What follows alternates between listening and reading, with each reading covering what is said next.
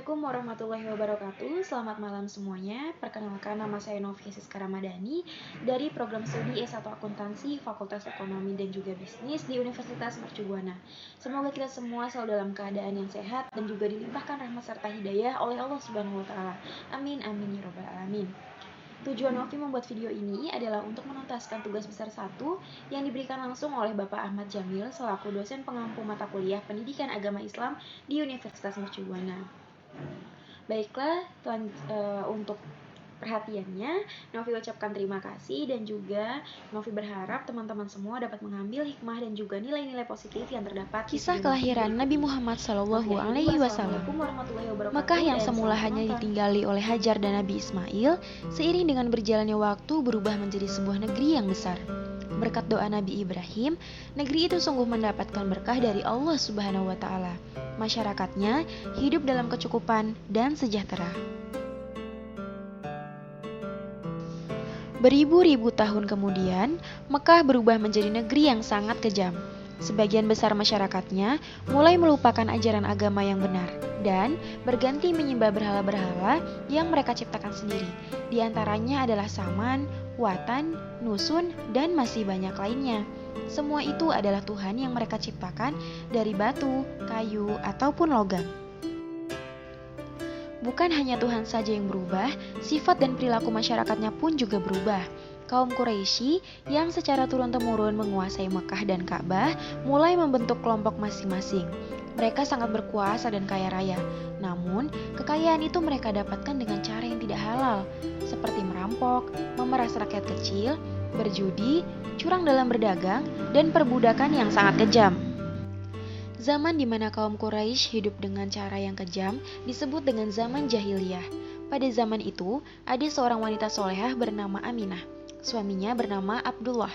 Pada saat Aminah mengandung, sang suami jatuh sakit dan akhirnya pun meninggal dunia.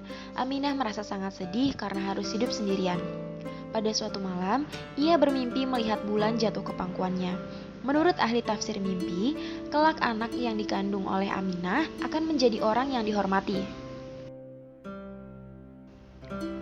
Mekah dan Ka'bah semakin ramai dan berkembang. Orang-orang dari segi penjuru selalu berkunjung ke Mekah untuk beribadah dan juga berdagang.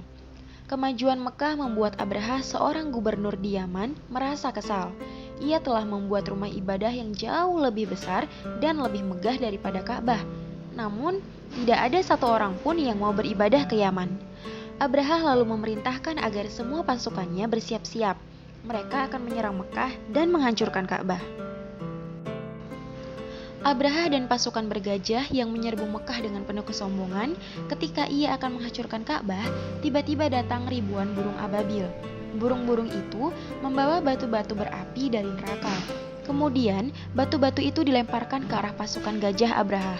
Dalam sekejap mata, pasukan Abraha berhasil dikalahkan, dan Ka'bah pun dapat diselamatkan. Tahun itu kemudian disebut dengan Tahun Gajah. Pada tahun gajah itu pula, Aminah melahirkan putranya. Ia memberikan nama Muhammad, sebuah nama yang tidak lazim untuk anak-anak kaum Quraisy.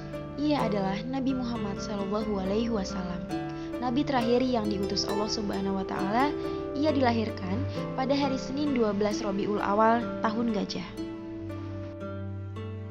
Peristiwa tersebut juga dijelaskan dalam Quran Surat Al-Fil. Apakah kamu tidak memperhatikan bagaimana Tuhanmu telah bertindak terhadap tentara bergajah? Bukankah Dia telah menjadikan pemuda yang mereka untuk menghancurkan Ka'bah itu sia-sia? Dan Ia mengirimkan kepada mereka burung yang berbondong-bondong yang melempari mereka dengan batu yang berasal dari tanah yang terbakar. Lalu Dia menjadikan mereka seperti daun-daun yang dimakan ulat. Sekian dan terima kasih. Saya harap teman-teman semua dapat mengambil nilai positif dan juga hikmah dari cerita ini. Saya akhiri. Wassalamualaikum warahmatullahi wabarakatuh. Sampai jumpa di video selanjutnya.